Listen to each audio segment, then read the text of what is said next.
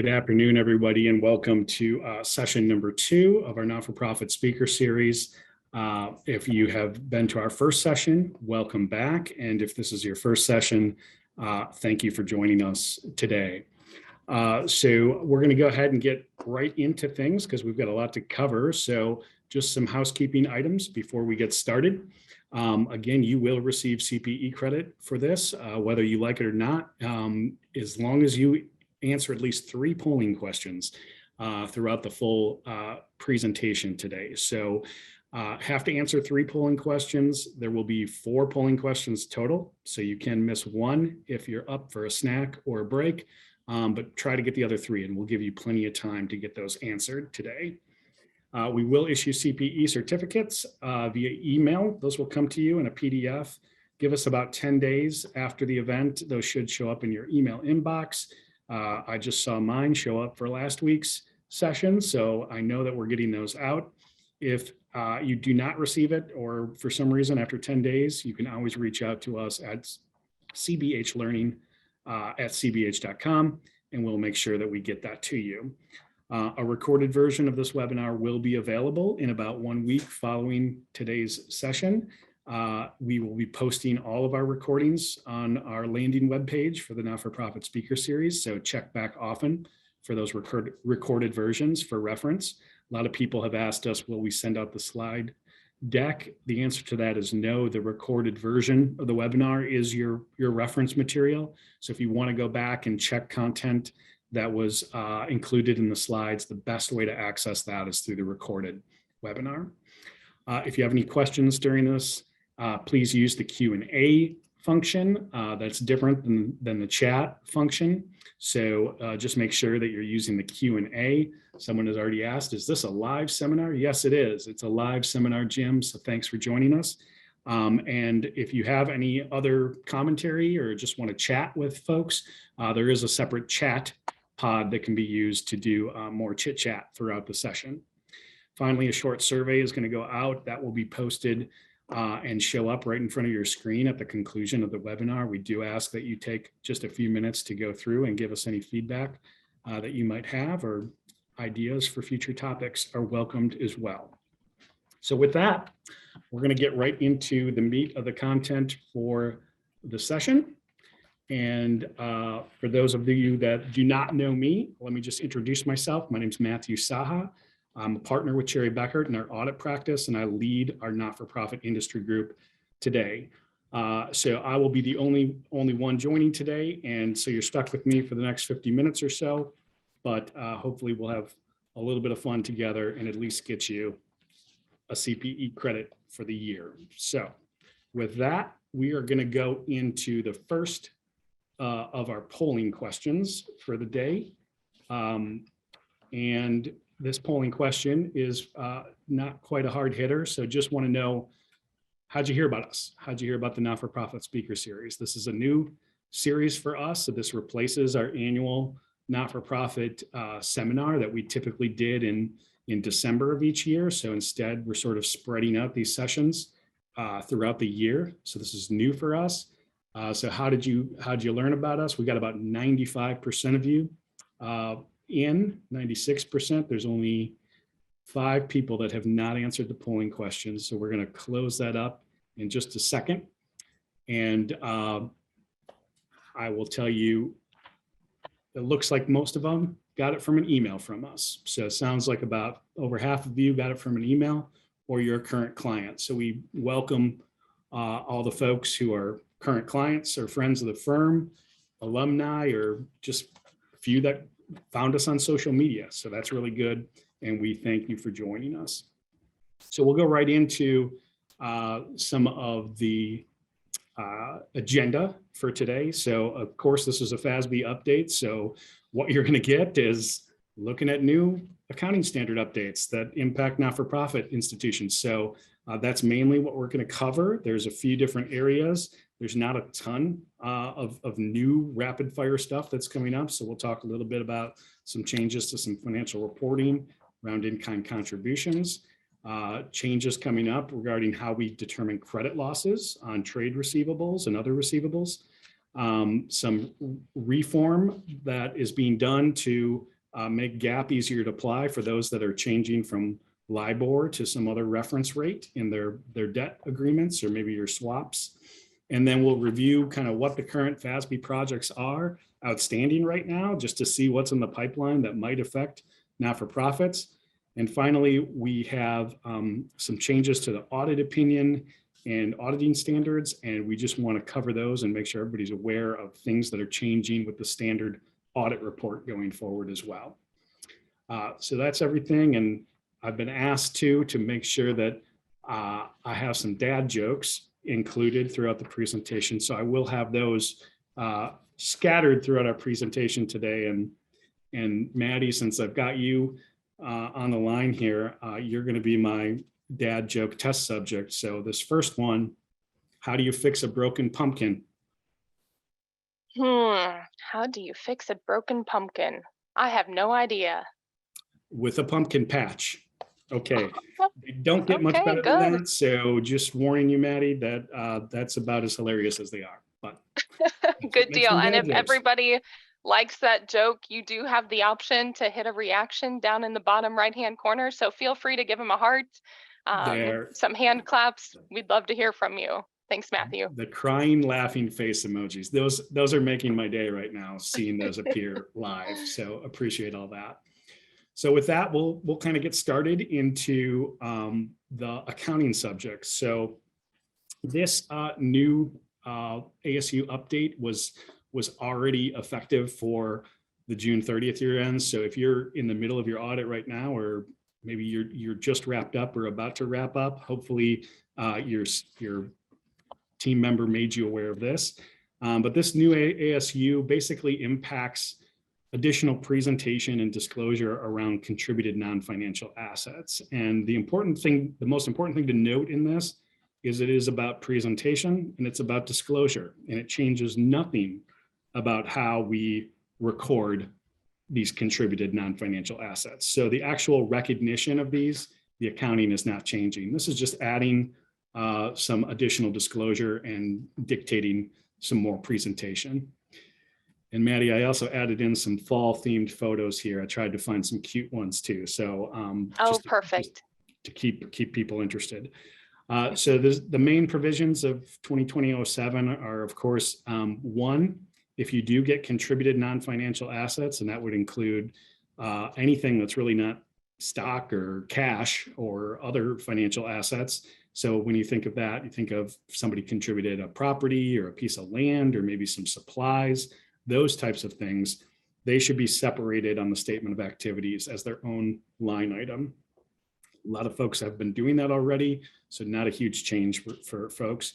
But then it also requires that we update the footnote disclosures to require a bit more information on those non-financial assets. So we'll take a quick look at what those disclosure requirements are. So basically, what the FASB wants to see here is, additional qualitative information on whether or not you are monetizing those contributed non-financial assets, i.e., are you selling them, or if you're using them for you to achieve your mission throughout the year. So you have to note that. You also have to note what is your policy, if you do have one, about monetizing rather than using those contributed non-financial assets. If you don't have a policy, you're not required to disclose it, but if you do, you're required. And then a description of any donor-imposed restrictions on the use of those non-financial assets. And finally, how you went about fair valuing them. So did you obtain some sort of third-party appraisal? Did you use sort of values that are used for, thrift store type gifts, or what kind of reasonable valuation did you use to come up with however you recorded those? So that is the new disclosures. This we've included in the slide deck as an illustrative example. You can find this right within the FASB codification with the reference out there on the right side of the screen.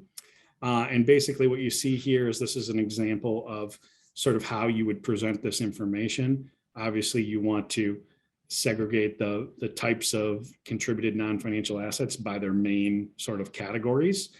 the amount recognized, and then again, whether you utilize them in your programs or whether you sold and monetize them and perhaps use the cash proceeds for your mission, whether or not there were any donor restrictions, and finally, what the valuation inputs were to come up with those fair values recognized. So not a huge amount of new information, but new information indeed. So we've had a few not-for-profits that have had some material gifts of this nature, and they've had to add this information into their footnote disclosures. It's important to note that this is applicable currently, so it was effective for any annual reporting periods beginning after June 15th, 2021. And it's applied retrospectively, so you want to include that disclosure information and break out on the statement of activities to the prior year as well, if you're presenting 2 years, and early adoption was permitted. So that's all with the new contributed financial asset standard that we wanted to mention. And that will bring us right into polling question number 2. We heavily loaded the polling questions on the front end here. So a pretty easy one for you. We'll give you a little bit of time, but the polling question is now open. And what we want to know is, does your organization follow GAAP as issued by the Financial Accounting Standards Board, or FASB? So yes, no, maybe you are with a government organization and you follow GASB. That would be a possibility. Maybe you're unsure and you're here and you don't know what these standards are, or maybe you don't issue audited financial statements, so it's not applicable to your organization. So let's see where we're at right now. We've got about 96% of you who have answered, only 4 left if you want to answer that now. But overwhelmingly, yes, 85% of you are following FASB. About 5% are no, which I'm assuming that means you're a GASB follower, and about the rest of the 10% either unsure or not applicable. And we leave that open for the last 4 people. I will ask you this, Maddie. Why does Humpty Dumpty love autumn so much? Why does Humpty Dumpty love autumn so much? Oh man, I'm trying to think on the same level as the pumpkin patch joke to come up with a good answer, but I just don't have one. Yeah, what is it? Because he had a great fall. He had Loves a great autumn. fall. I should have known. A great fall. Give us some more. Laughing emojis come up just like that. This is great. Bring them I on. love how this works with this live Zoom. Haven't used this before. So we're going to go ahead and end the polling question for number 2. Again, 2 more polling questions left to get in there. So this next one is just a reminder on effective dates for certain standards. And this was issued as some of the pandemic relief by the FASB, just to allow some relief on timing of having to implement new standards. So on the left, we really don't have to worry about this anymore. There is basically everyone should have adopted revenue recognition at this point. It was delayed for a little bit further, but now you have to. But this new pronouncement did delay the effective date of leases and gave us all a little bit more relief to do that. But the main issue here is we've now all run out of time. So if you are a calendar year-end client with December 31st, 2022, you have better be on top of the lease standard at this point. Hopefully you've taken a look at it. If not, you've got about 2.5 months left in the calendar year to really figure this out. You don't want to wait until you're in the middle of your audit to start looking at this. So I highly encourage you to start thinking about the new lease standard applicable for 2022.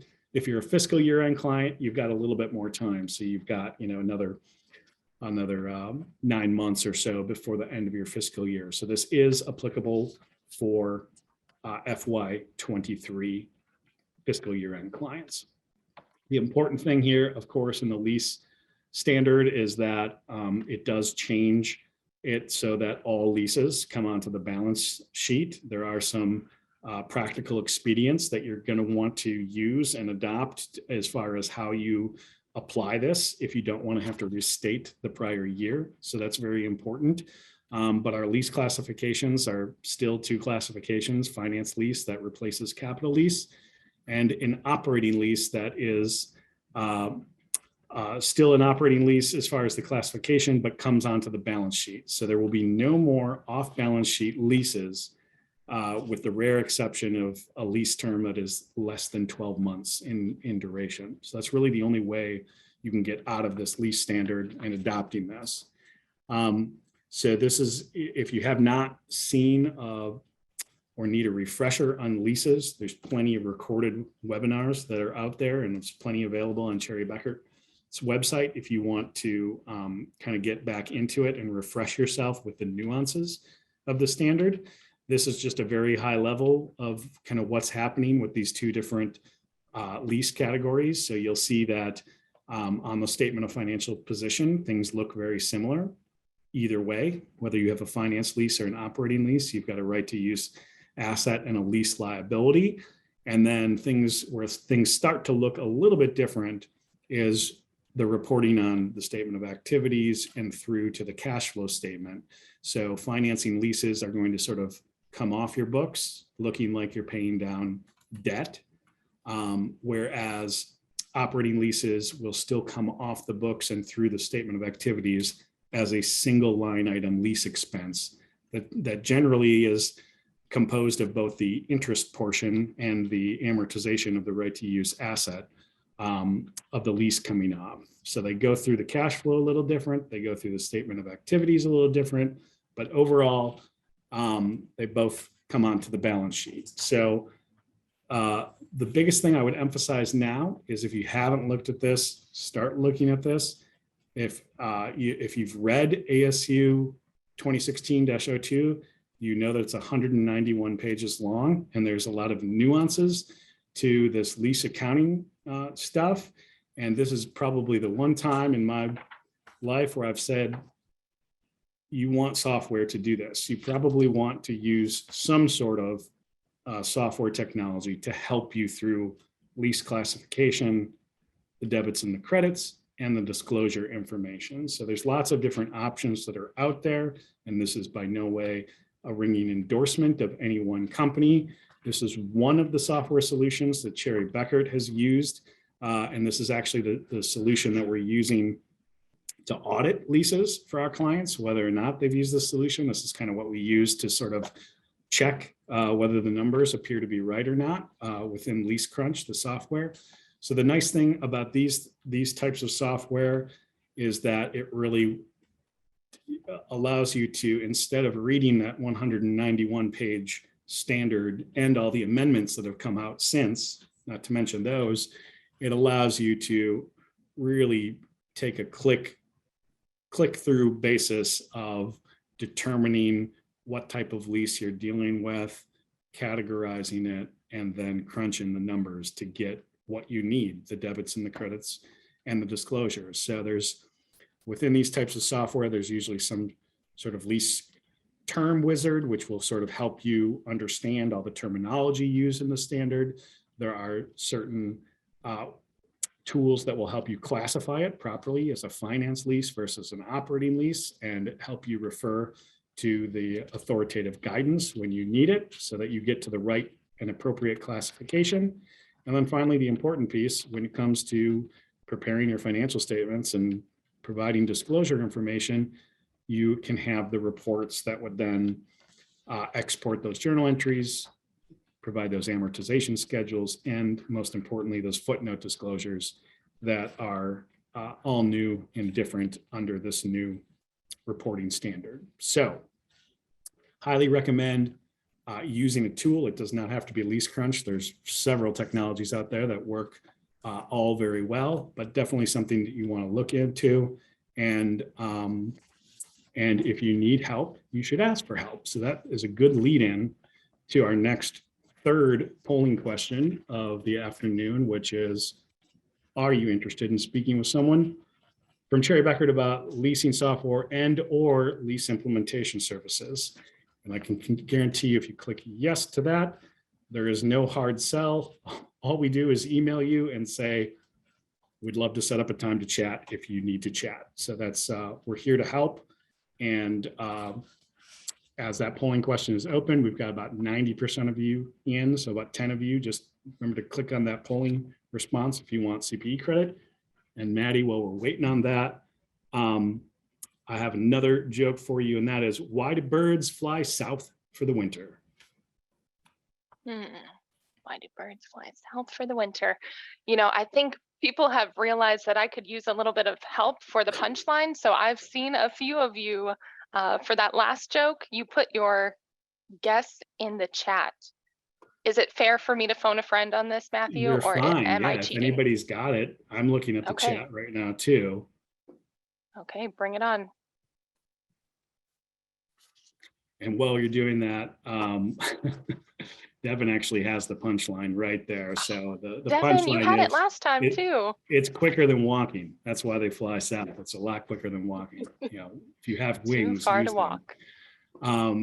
So a couple questions here that I see. One in the chat. Do you think the software is useful even if you have 2 leases? If they're material, yes, I think software would help. Software is very inexpensive. It's maybe $70 a lease or something. So think of trying to read the standard, create an Excel spreadsheet and do all of this on your own versus paying $150 to enter it into a software and crunch it. So yeah, I think even if you have 1 or 2 leases, I would still use the software.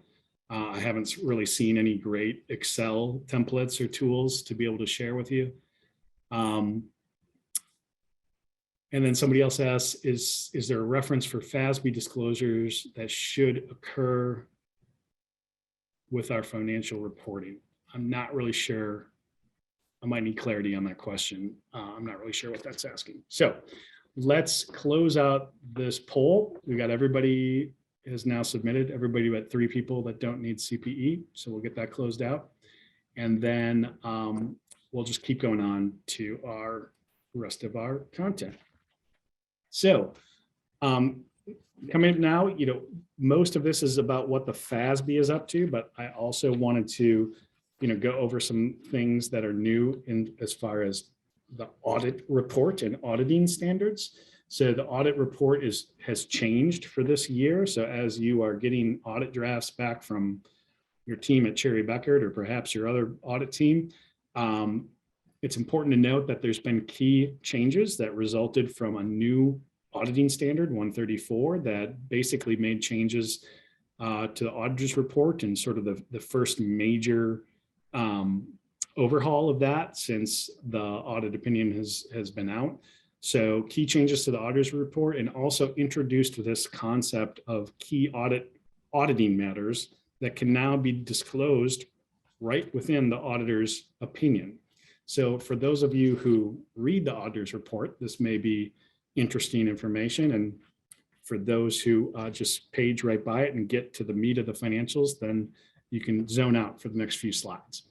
So the biggest changes that are happening here is, one, the ordering of the audit opinion has changed, and we now have 4 sections instead of 3. The biggest thing that's most important is the opinion on your financial statements, which is really what you pay your auditors for, their opinion, is now the first paragraph of the auditor's report. That's followed by the basis for the opinion. Then it goes into management's responsibilities for the financial statements, and then into auditors' responsibilities for the financial statements. So there's been expanded language over both of those responsibilities for management and for the auditors.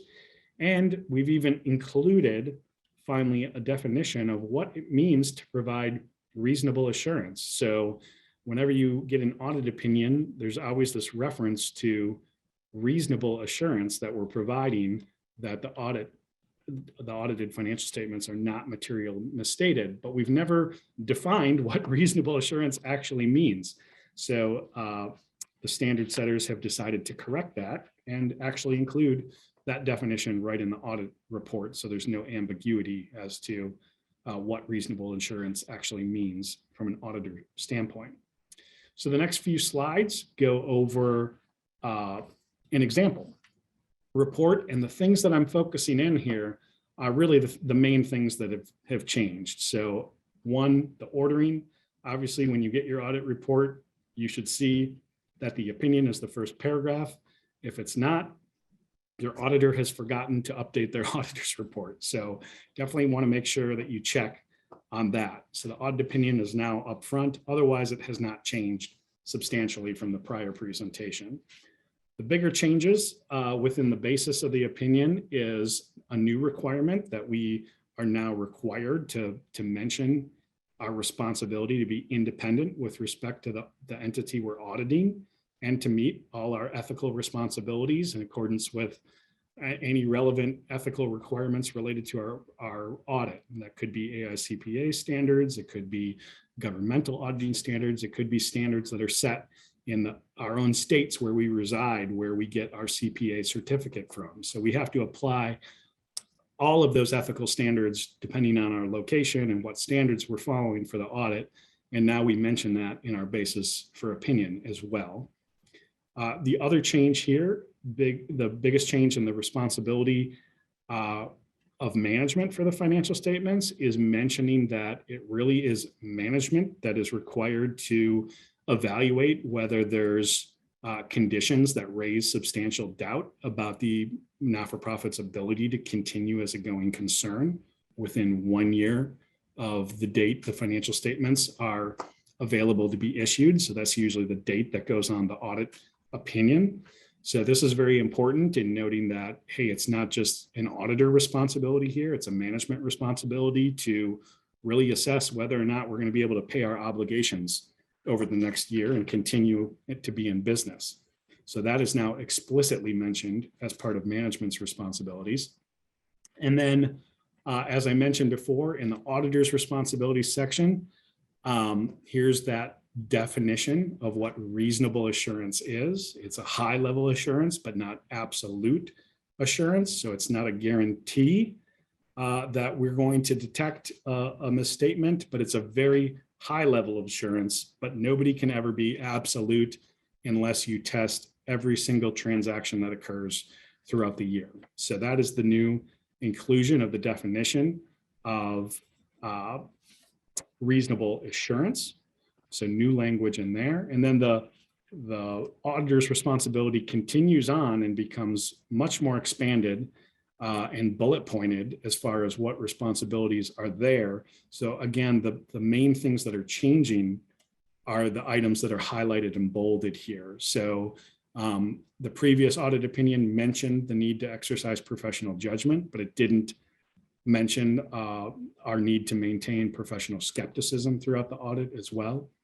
The next 3 bullet points are all language that was in the prior audit opinion. But then again, here you see at the last bullet point, we have a responsibility to look at management's analysis of their ability to continue as a going concern and conclude in our own judgment as to whether or not there's a going concern issue for a reasonable period of time. We also mentioned here that we're required to communicate other matters with management as well, or those charged with governance regarding other elements of our audit. So everything here is new language and information in the auditor's opinion.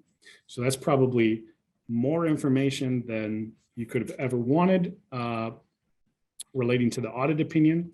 So with that, I will skip forward to talk about the other main thing that came out of SAS 134, which is this concept of a key auditing matter, or what we're referring to in the business as CAM.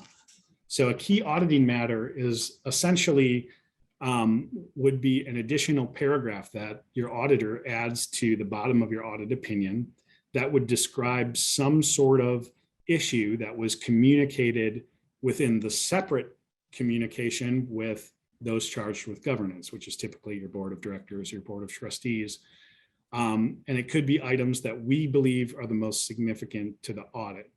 So typically you receive a separate communication outside your audited financial statements from your auditor. It can take many forms. It might be a PowerPoint presentation like Cherry Bekaert does. It could be a letter, or it could be some more official looking type report or deliverable.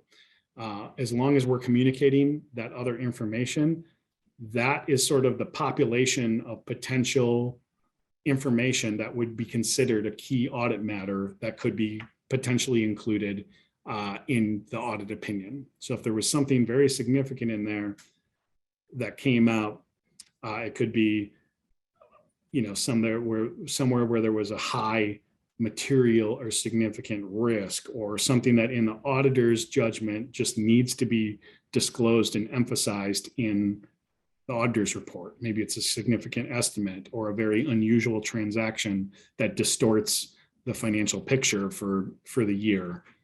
All of those types of things could be information that gets called out as a key audit matter. And it's important to know that key audit matters are not required. So it's a matter of professional judgment. So the auditors really are the ones that kind of dictate whether or not they want to call something out in their audit opinion. And then there may be some situations where you think it's important that the auditor calls out, some unique element within that occurred within the financial statements this year. So I would highly suggest that if you have a need for that, just to discuss it with your individual audit team members.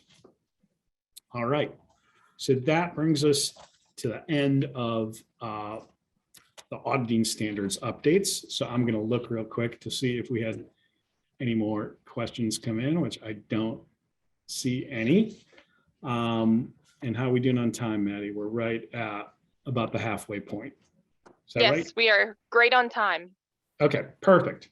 So that brings us to the next topic area, which is a standard that actually came out in 2016. So this has been out for a while, but because we've had other issues that have been a little bit more front burner, like rev rec and leases and things like that, this is just one of those standards that's gone relatively unmentioned up until now as we approach some of the effective dates. So this standard is all about recognition of credit losses. So anytime you have are issuing credit, whether that be to a student or to a customer of the organization, anytime you have a trade receivable or some other type of receivable related to exchange revenue, you are in essence extending credit to those customers by having a receivable. So this new standard, which came out in 2016, mainly requires that any financial assets measured at what we call amortized cost basis are going to be presented net of the expected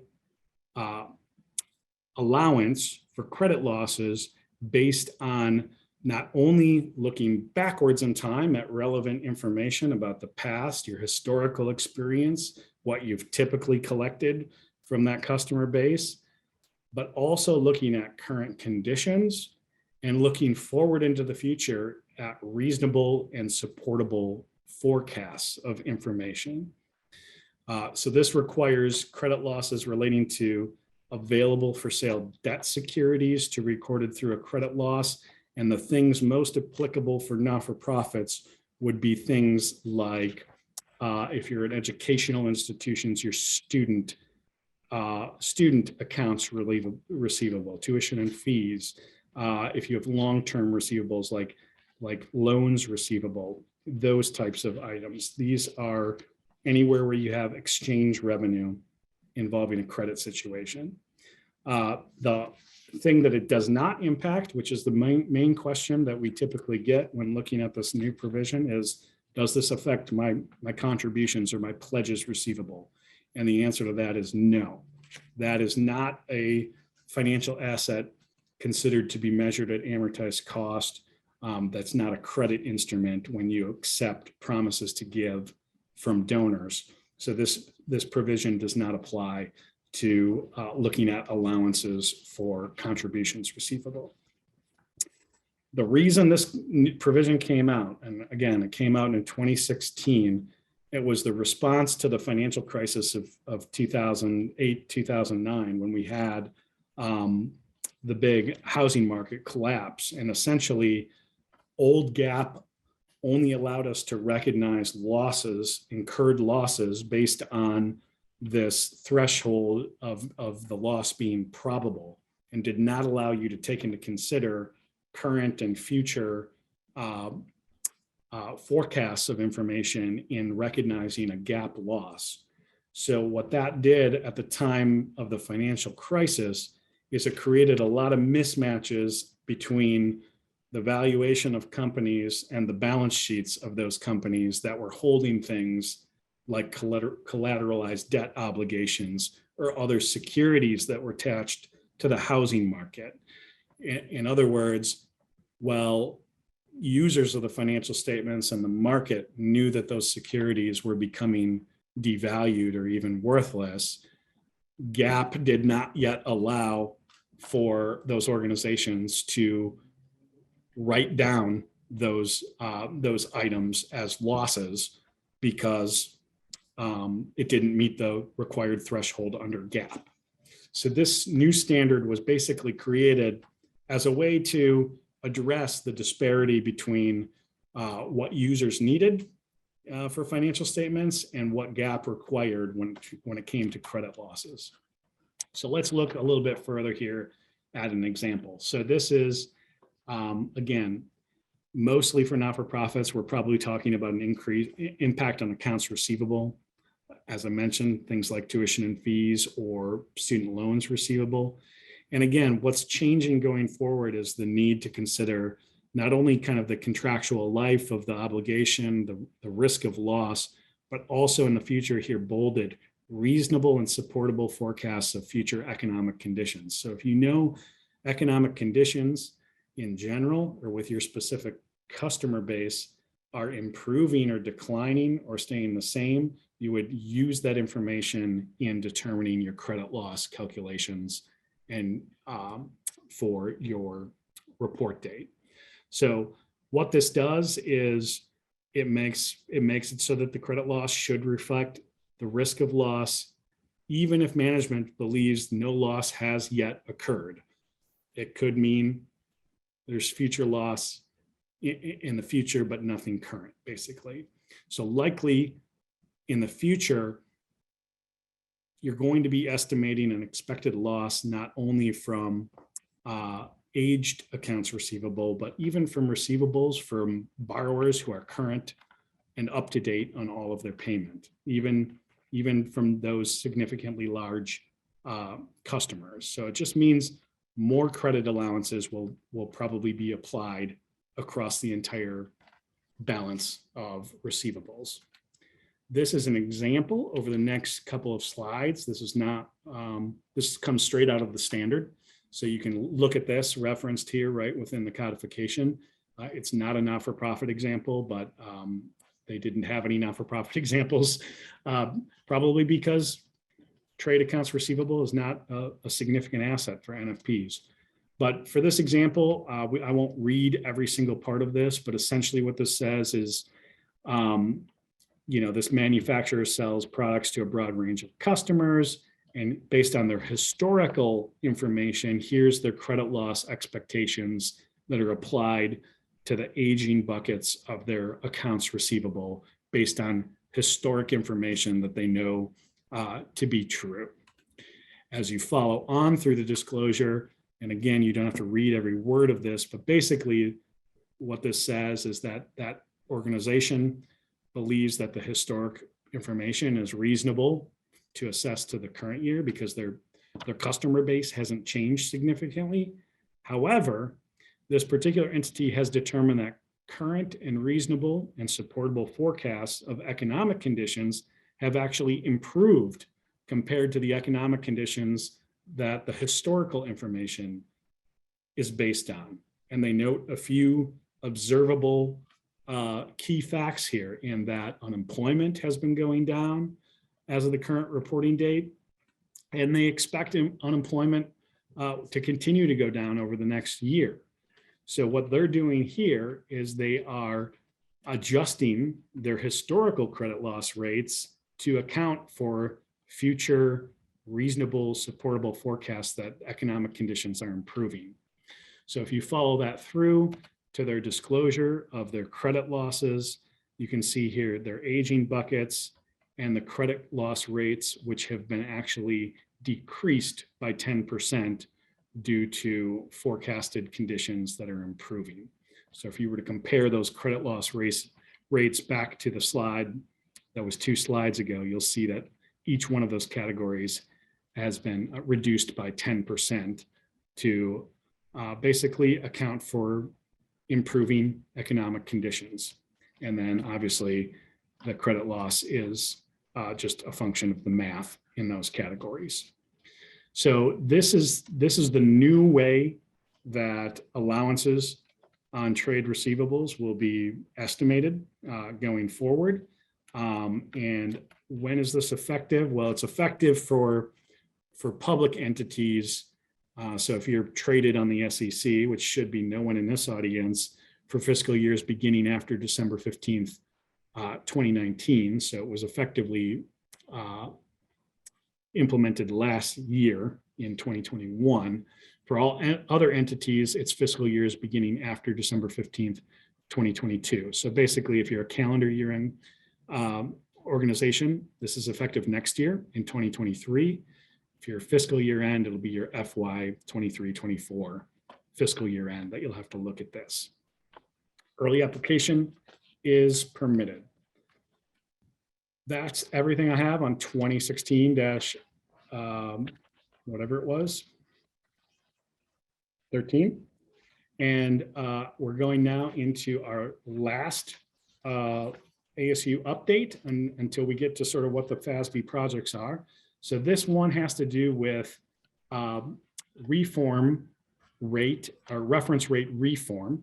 So as a lot of you may know and may be going through right now, there was quite a bit of a scandal with the LIBOR index rate used to determine a lot of interest rates and a lot of underlying bond debt and other derivative agreements out there that basically came out in, I can't remember when it came out, but it basically said that, you know, most of these banks that were setting LIBOR were manipulating the LIBOR rate to make it higher than it should have been. So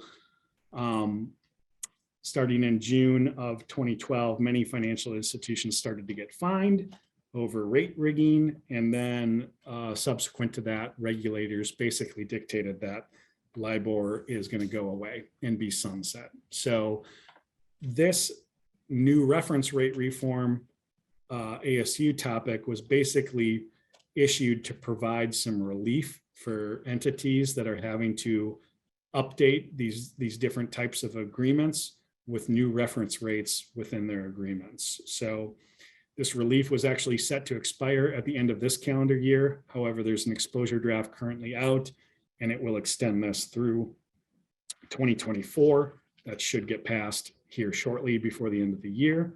And then finally, on March 5th, 2021, basically the LIBOR administrator indicated that US LIBOR will cease to be published effective June 30th, 2023. So there's still a little bit of time out there. Again, maybe 8 months or so, but you're going to want to be talking with your bankers, you know, sooner rather than later if any of your agreements reference LIBOR at all to get that rate updated. So these are I won't go through these in detail, but these were the practical expedients basically allowable to you for reference rate changes. And in a nutshell, what this is saying is instead of having to go back and restate prior financial statements, should you have changes to your debt agreements or derivative instruments, it's going to allow you to apply those modifications of those contracts through your current fiscal year. So basically provides relief and makes adopting these reference rate changes easier for entities. So definitely a plus that the FASB issued this so that we don't have to restate a bunch of financial statements. And the key things to remember here is hopefully you know, but definitely you want to know which contracts and agreements may be impacted by LIBOR going away next year. reach out to your creditors, your lenders, and begin, discussing how logistically those contracts will get amended. It may even involve kind of some negotiations around how the rate will get swapped out and what the new reference rate will be. Most entities are heading to use the SOFR rate, which is a rate that has historically been a bit lower than LIBOR. So there may be some sort of premium added to your reference rate as you negotiate the swap out of those terms. And then, of course, consider the guidance that we just discussed in topic 848 when applying this. So all the information I have for you on reference rate reform is there, but again, it's a good thing for all of us. So that brings us to our fourth and final polling question. And this one hopefully is not too hard, but what type of not-for-profit is your organization? You've got, just pick one here, health and welfare type organization, professional trade, or an educational institution or related organization, or if you're none of those, just feel free to pick the other category. So go ahead and do that polling question, and you guys are clicking on it fast this time, so that's going up fast, but I will get my last dad joke in here, Maddie, while we have a chance. And I open it up to the audience too. The audience is fine if they want to put in the chat what the answer might be, but yes, help me out. Do you know why the Scarecrow won the Nobel Prize? Why did Scarecrow won the Nobel Prize? Anybody know? And there's 6 people that haven't answered the polling question. So field? Let's see. He was just outstanding in his field. He was outstanding in his field. I was determined to redeem myself there. So yeah, you got that one. So congratulations. Oh, I do have one more too. So good. I have a hidden bonus joke at the end here. So it looks like all but 6 of you have answered that polling question. I'm just going to make the executive decision that 6 of you don't need CPE credit or already answered the first 3, so you're covered. So we're going to go ahead and end that polling question. And just so you know, it looks about 30% are educational institutions or related to educational institutions, 20% health and welfare, about 8% professional or trade associations, and 43% other, which Maddie, I think that means we need to add more categories next time since the majority I think so. are in the other category. Hey, if you have an other, go ahead and put it inside of the chat so we know for next time too. Of course. And let's see, we will go on to the last few slides here and just rounding out the end of this session.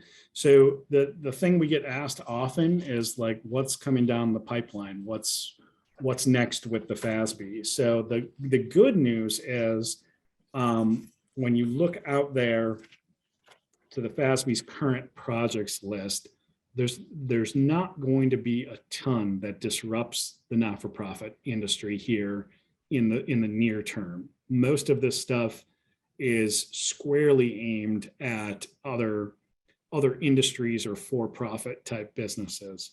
So the FASB has 3 different types of projects, how they classify their projects.